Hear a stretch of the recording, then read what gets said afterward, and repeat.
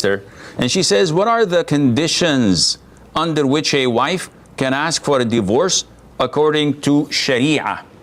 So, marriage is a sacred bond between a man and a woman. It's not between a man and a man. And definitely it's not between a woman and a woman. This is a natural thing. It's a religious thing in all religions, that it's between a man and a woman.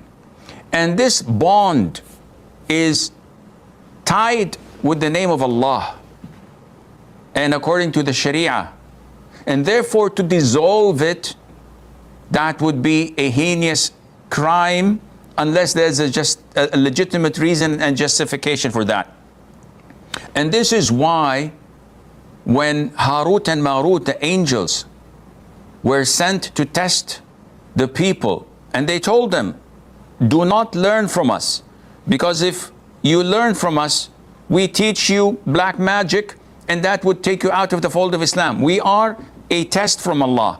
Don't learn from us. The devils learn from them, as mentioned in verse 102, chapter 2, Surah Al-Baqarah. They learn from them what they separate between a man and his woman. And this shows you how bad black magic is, to the extent that Allah mentioned one of the negative consequences of it is that it separates between a man and his wife. Therefore, the Prophet said, ﷺ, any woman who asks for divorce without a legitimate reason would not enter paradise.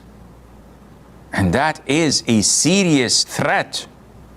So a woman cannot just, simply because she's on her menses, or she doesn't feel good, and she says, I don't want you, طلقني, divorce me.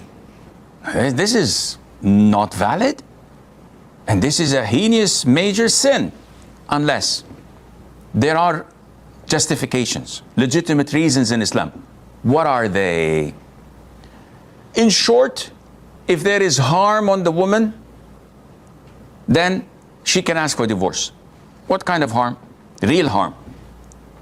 If the man is a psycho, he refuses her to leave the house. He refuses her to speak to anyone on the phone.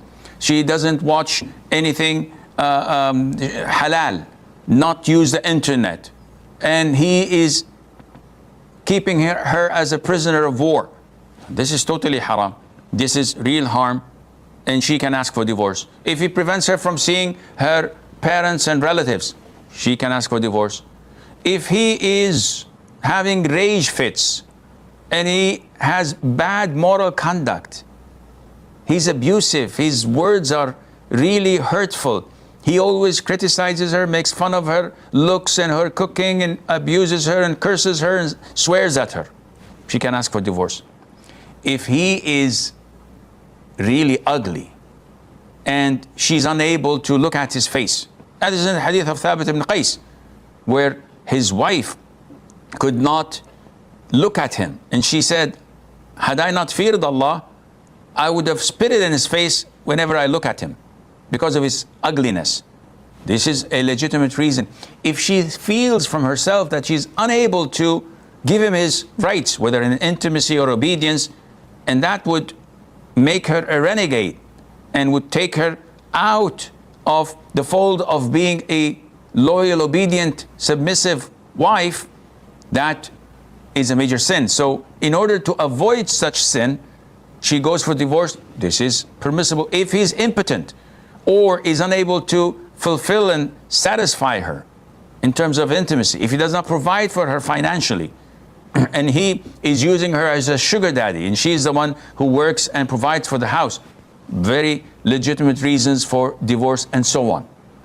But if she asks for divorce for no reason, I don't like him, he doesn't take me to Côte d'Azur every year, he doesn't change the furniture every 6 months, I just have doubts that he has a haram relationship, no proof, but it's just my gut feeling.